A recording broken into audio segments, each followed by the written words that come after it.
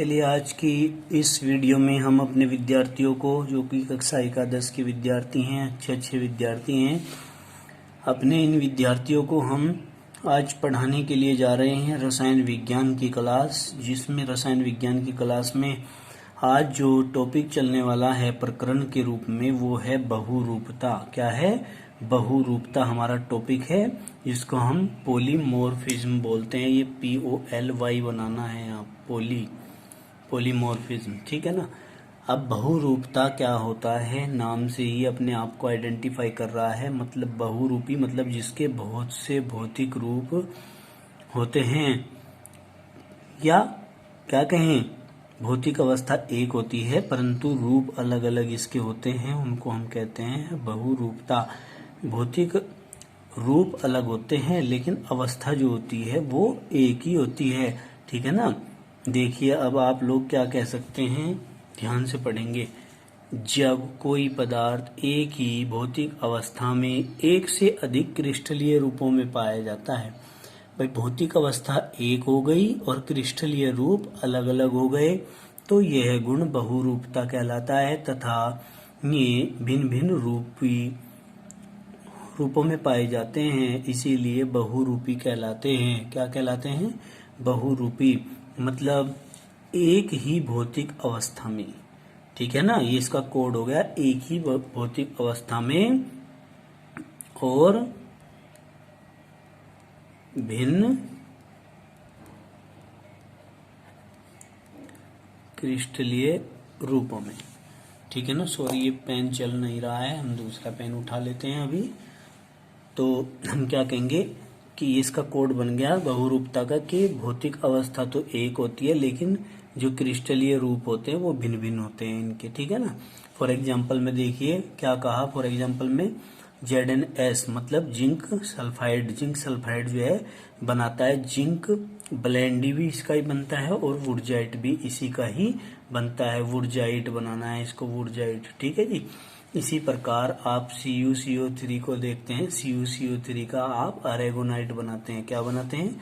अरेगोनाइट। तो ये क्या है? ये बहुरूपी होते हैं पदार्थ, ठीक है ना। अब इसके बाद आता है अपरूपता। क्या? अपरूपता। ये यहाँ पर इन्होंने गलत लिखा हुआ है, इसको हम लिखेंगे अपरूपता, ठीक है जी। इसको हम अपरूपता को क्या कहते हैं? एलोट्रोपी। एलोट्रोपी बोलते हैं, हम कहेंगे, ध्यानपूर्वक देखेंगे कक्षा एकादश के सभी भैया बहन। एलोट्रोपी होता है यदि कोई तत्व एक ही अधिक रासायनिक अवस्था में पाया जाए। एक से अधिक, क्या जी? एक से अधिक रासायनिक रूपों में पाया जाए, रासायनिक अवस्था में पाया जाए, तो यह गुण अपरूपता कहलाता है। तथा भिन्न भिन्न अवस्थाएं अपरूपी कहलाती हैं। इसकी जो भिन्न भिन्न अवस्थाएं होती हैं उनको हम अपरूपी पदार्थ कहते हैं। ये अब पे में ही रह लगा दिया, पे में रह नहीं लगेगा, इसको हम अपरूपी पदार्थ कहेंगे। अपरूपी पदार्थ मतलब एक से अधिक रासायनिक अवस्थाएं इसकी होनी चाहिए। ये इसका कोड हो गया अपरूपी पदार्थों का, कि अपरूपी पदार्थों में एक से अधिक रासायनिक अवस्था इसकी होनी चाहिए, ठीक है जी। इसको हम कहते हैं अपरूपता। क्लियर? आगे चलते हैं। चलिए विद्यार्थियों, अब हम पेज नंबर 26 पर PDF के पहुंच गए हैं। अब इसको पढ़ेंगे अच्छे से। देखिए इसके एग्जाम्पल हैं अपरूपता के, जैसे कार्बन। कार्बन का कौन कौन अपरूप है? डायमंड हो गया, ग्रेफाइट हो गया, है ना, फुलरेंस हो गया, ठीक है। F बनाना है इसको, FLUREENS,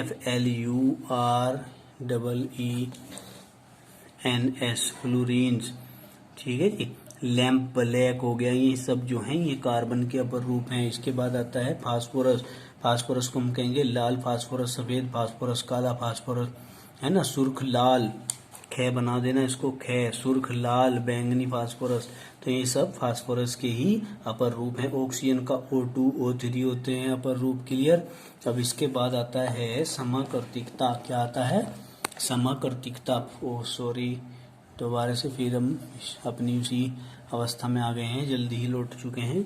समाकर्तिकता, समाकर्तिकता हम कहते हैं आइसोमोर्फिज्म। ये क्या कर रखा है इन्होंने, बहुत ज़्यादा गलतियां कर रखी हैं। इसको ISOMORPHISM आइसोमोर्फिज्म, ये जो हेडिंग है इनकी जो स्पेलिंग्स हैं वो आप बुक से चेक कर लेना। सभी विद्यार्थी अपनी अपनी बुक्स ले लें, है ना। जिनके पास नहीं है वो इंस्टीट्यूट से आकर अपनी बुक्स ले जा सकता है। सभी को आप भी सूचना कर देना, ठीक है, उसमें से पढ़ना। फिर आइसोमेरिज्म, यो आइसोमोर्फिज्म। समाकर्तिकता मतलब समान और आकृतिकता, जिसकी समान आकृति होती है, क्या कहेंगे, वे भौतिक पदार्थ, ठीक है ना, जिनके रासायनिक संगठन तथा क्रिस्टलीय जालक समान होते हैं, ठीक है ना। क्या क्या कहा, रासायनिक संगठन और क्रिस्टलीय जालक समान होते हैं, समाकर्तिकता कहलाते हैं। और उनका ये गुण जो होता है वो समाकर्तिकता कहलाता है, और वे पदार्थ समाकर्तिक पदार्थ कहलाते हैं। क्लियर हुई बात। अब आगे देखिए, जैसे ZnSO4 × 7H2O तथा FeSO4 × 7H2O, तो ये क्या है, ये समान आकृतिक पदार्थ हैं। इनमें क्रिस्टलीय जालक जो है वो भी समान है। क्रिस्टलीय जालक का पता कैसे चलता है, जो वाटर के मॉलिक्यूल इनके बीच में आए हैं, ठीक है ना, इससे पता चलता है कि इनके क्रिस्टलीय रूप भी जो है वो अलग अलग हैं या क्या हैं, समान है। क्रिस्टलीय जालक कैसे है भाई, अलग अलग हैं या समान है, भाई समान है। कैसे हैं, समान। रासायनिक संगठन कैसा है, समान। क्रिस्टलीय जालक कैसा होता है, समान। तो ऐसे पदार्थ क्या कहलाते हैं, समाकर्तिकता, ठीक है नहीं। और इस पदार्थों के गुण को भी हम क्या कहते हैं, समाकर्तिकता कहते हैं। और इस प्रकार के जो पदार्थ होते हैं उनको समाकर्तिक पदार्थ कहते हैं। यदि एक पदार्थ का क्रिस्टल उसके समाकर्तिकता पदार्थ के क्रिस्टल के संतृप्त विलयन में रख दिया जाए तो क्रिस्टल का आकार बढ़ जाता है। अर्थात जब क्रिस्टल ये आकार दोनों पदार्थों का बराबर होगा तो दोनों पदार्थ आपस में चिपक जाएंगे, ठीक है ना, एक दूसरे के साथ चिपक जाएंगे और पहले वाले पदार्थ से जस्ट डबल मात्रा में आपको प्राप्त हो जाएंगे। इसीलिए इन्होंने कहा है कि क्रिस्टल का आकार बढ़ जाता है, ठीक है जी। फिर आगे चलते हैं, भंगुरता। क्या, भंगुरता टॉपिक देखेंगे। भंगुरता, भंगुरता, लंगूरता, भंगुरता, ठीक है। इसे अंग्रेजी में कहते हैं ब्रिस्टलनेस। ब्रिटलनेस, ब्रिटलनेस क्या होता है भाई, आपको मैं एग्जाम्पल के माध्यम से समझाता हूँ कि आप एक मिट्टी का डला उठाओ खेत में से और उसको किसी दीवार पर या पेड़ पर आप फेंक के मार दोगे तो वो क्या हो जाएगा, वो चूर चूर हो जाएगा, ठीक है ना। तो जो चूर चूर होने का गुण अगर पदार्थों के अंदर आप चेक करते हैं तो उस गुण को आप भंगुरता कहते हैं, ठीक है जी। देखिए, वे पदार्थ जो पीटने पर छोटे छोटे टुकड़ों में टूट जाते हैं, मतलब चूर चूर हो जाते हैं, ठीक है। चूर चूर भंगूर, चूर चूर भंगूर, क्या हो जाते हैं, टूट जाते हैं, भंगूर कहलाते हैं, ठीक है ना। शब्दों की बात भी सुमेलन हो रहा होगा, उसी से ही पता कर सकते हैं। चूर चूर भंगूर मतलब भंगुरता, मतलब जो पदार्थ पीटने पर छोटे छोटे टुकड़ों में टूट जाते हैं, चूर चूर हो जाते हैं, वही भंगुर पदार्थ कहलाते हैं। और उनका ये जो गुण होता है उसको हम भंगुरता कहते हैं।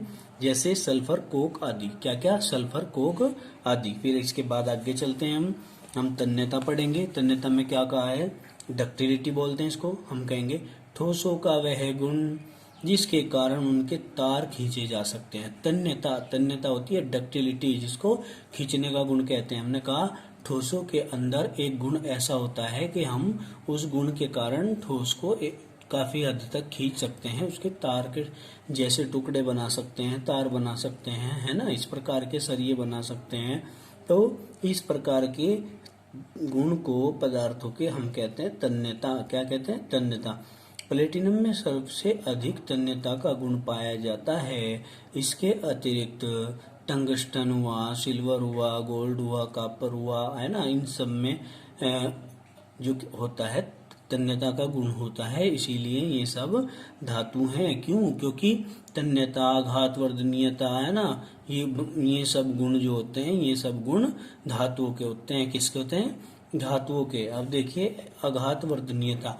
अब आघातवर्धनीयता क्या है, आघातवर्धनीयता नाम से अपने आप को आइडेंटिफाई कर रहा है कि नहीं, मतलब आघात वर्धनीयता का मतलब जानते हो?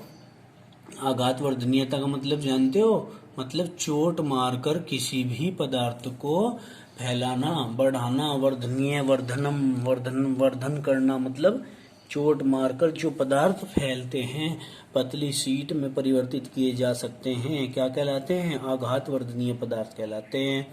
जैसे Fe, Cu, Ag, Au है ना, ये सारे के सारे मेटल हैं और सब में जो है ये गुण पाया जाता है। चलिए अब पेज नंबर आगे चलते हैं हम 27 पर। ठीक है, पीडीएफ का 27 पेज नंबर देखेंगे। एक पॉइंट आपके पास आ रहा है कठोरता। क्या आ रहा है? कठोरता। अब कठोरता को क्या कहेंगे आप लोग भाई? हार्डनेस। क्या? HARD, hard, NESS, hardness. क्या कहेंगे भाई? हार्डनेस क्या होती है? ये पेन है, ये पेन लेकर मैंने इस मेज के ऊपर ऐसे खरोच कर दिया इसको। अगर ये पेन इस मेज को खरोच रहा है तो इसका मतलब पेन ज्यादा हार्ड है ना। तो मतलब क्या है? कठोरता होता है एक पदार्थ का दूसरे पदार्थ को खरोचने का गुण। ठीक है, तो उसको हम कहते हैं कठोरता। देखिए क्या, किसी पदार्थ की दूसरे पदार्थ को खरोचने की अक्षमता उसकी कठोरता के पदों में व्यक्त की जाती है। ठीक है ना। कठोरता का मापन मोह पैमाने में किया जाता है। ठीक है, पहाड़ों को खोदने का जो मापन किया जाता है वो भी पैमाना जो है पहाड़ों को खोदने का, वो भी मोह पैमाना ही है। ठीक है ना, क्योंकि वहां भी कठोरता के ही गुण के आधार पर पहाड़ों को खोदा जाता है, कुरेदा जाता है। अब देखिए आर्द्रता ग्राही, आर्द्रता ग्राही प्रकृति, यहाँ लिखा बहन जी ने प्रकृति, इसको प्रकृति लिखना है। क्या लिखना है?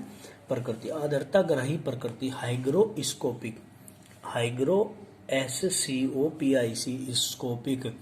नेचर मतलब जो वातावरण से नमी को सोखने की ताकत होती है उसको ही तो कहते हैं आर्द्रता ग्राही। हमने कहा वे पदार्थ जो वातावरण की नमी को सोख कर हाइड्रेट बना लेते हैं, वातावरण की जो नमी है उसको खींच लेंगे, सोख लेंगे, वे अपने अंदर सिमेट लेंगे, तो उसको हम कहेंगे आर्द्रता ग्राही पदार्थ कहलाते हैं वे। और उनका ये जो गुण होता है वो गुण कहलाता है आर्द्रता ग्राहिता। क्या? आर्द्रता ग्राहिता। कहेंगे निर्जल CuSO4 नम वायुमंडल में रखने पर CuSO4 इंटू 5H2O बनाता है। क्या बनाता है? CuSO4 इंटू 5H2O बनाता है। क्लियर होगी बात? अब आगे देखेंगे परस्वैधता। परस्वैधता क्या होता है? डिलिक्वेंसीज होता है। डिलिक्वेंसीज कहेंगे वे पदार्थ जो वातावरण की नमी को सोखकर विलयन में परिवर्तित हो जाते हैं। यहाँ पर क्या था?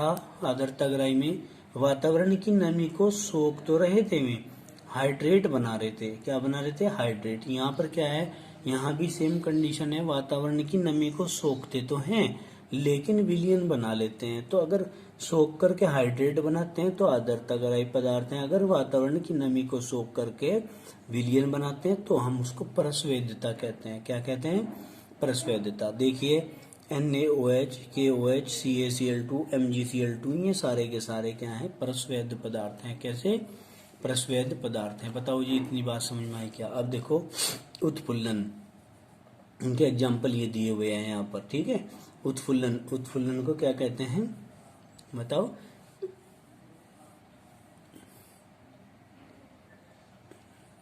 फ्लोरिसेंस बोलते हैं उत्फुल्लन को, फ्लोरिसेंस। ये गलत लिखा हुआ है, ठीक है ना, ये यहाँ पर गलत लिखा हुआ है, इसको फ्लोरिसेंस बोलते हैं। ठीक है भाई, इसको जरा चेक कर लेंगे, बुक से सारी हेडिंग डाल लेंगे अपनी नोट्स में जब बनाएंगे तो सुंदर सुंदर। हम कहेंगे में हाइड्रेट जो वायु में रखने पर अपने क्रिस्टलीय जल को पूर्णतः अथवा आंशिक रूप से मुक्त कर देते हैं। मतलब कि कहने की बात यह है, उत्फुल्लन उस गुण को कहते हैं जिसमें कोई पदार्थ होता है और उस पदार्थ के अंदर क्रिस्टल जालक होता है, उसी की फॉर्म में वाटर के मॉलिक्यूल्स उसके अंदर जुड़े रहते हैं। जब हम इन पदार्थों को बाहर वातावरण में रख देते हैं तो इन पदार्थों के अंदर से जो वाटर के मॉलिक्यूल होते हैं वो निकल करके वातावरण में चले जाते हैं। तो इस प्रकार की नेचर को कहते हैं उत्फुल्लन पदार्थ। ठीक है ना, इनके इस गुण को कहते हैं उत्फुल्लन पदार्थ, उत्फुल्लन। ठीक है, देखिए में हाइड्रेट जो वायु में रखने पर अपने क्रिस्टल जल को पूर्णतः अथवा आंशिक रूप से मुक्त कर देते हैं। ठीक है भाई, क्या कहलाते हैं? उत्फुल्लन पदार्थ कहलाते हैं तथा यह प्रक्रिया उत्फुल्लन कहलाती है। FeSO4 into 7H2O, Na2SO4 into 10H2O, ये सब के सब क्या हैं? ये सब के सब उत्फुल्लन पदार्थ हैं। अब देखियो पदार्थ क्या है? हाइड्रेट, आर्द्रता ग्राही पदार्थ है, हाइड्रेट और आर्द्रता ग्राही। ठीक, पदार्थ अगर हाइड्रेट बनाते हैं नमी को लेकर के तो वो तो होंगे आर्द्रता ग्राही। यदि पदार्थ नमी को लेके विलयन बनाते हैं, ठीक है, सॉल्यूशन बनाते हैं, तो वो होंगे परस्वैद पदार्थ। अगर पदार्थ नमी को त्याग देते हैं, ठीक है, नहीं, नमी को त्याग कर, समझ गए, क्या बनाते हैं? नमी को त्याग कर सॉलिड बनाते हैं अपने आप को और भी, तो वो गुण उत्फुल्लन कहलाता है। इस चार्ट के माध्यम से आप समझ रहे हो। यहाँ पे भी ग्रहण करना है, यहाँ पे भी ग्रहण करने की प्रक्रिया है, यहाँ पे त्यागने की प्रक्रिया है। कहें कि त्यागने की प्रक्रिया है। तो भाई अगर ग्रहण करके हाइड्रेट बना रहे आर्द्रता ग्राही पदार्थ, ग्रहण करके नमी वाला पदार्थ बनाते हैं, विलयन बनाते हैं, ठीक है ना, नमी को लेकर के, तो वो परस्वैद्यता कहलाता है। अगर पदार्थ नमी को त्याग देते हैं तो वो जो बनते हैं उनको उत्फुल्लन कहते हैं, उनको, और पदार्थों को उत्फुल्लित पदार्थ कहते हैं। नोट डाल के देखो क्या कहा है हमने। परस्वैद पदार्थ आर्द्रता ग्राही पदार्थों की तुलना में ज्यादा नमी अवशोषित करते हैं। जो परस्वैद पदार्थ होते हैं वो आर्द्रता ग्राही पदार्थों की तुलना में ज्यादा नमी को अवशोषित करेंगे। ठीक है ना। आज यहीं तक आप लोगों के साथ में हम बने हुए हैं कक्षा एकादश के विद्यार्थियों के साथ। चलिए अब आगे नेक्स्ट वीडियो में आप लोगों को मिलेंगे हम पेज नंबर 28 पर। ठीक है, अब आप लोगों को से आशा है कि आप खूब मेहनत से अपना कार्य कर रहे होंगे, ईमानदारी से, और कार्य करते रहना और साथ में इसको समझ कर याद भी करते रहना वीडियो के माध्यम से। ठीक है, आप लोगों को बार बार कहा जाता है कि आप हमारे साथ बने रहेंगे, इसके लिए आप जो है बेल आइकन को प्रेस करें और सब्सक्राइब करें, ठीक है, शेयर करें, लाइक करें। जय हिंद, जय भारत।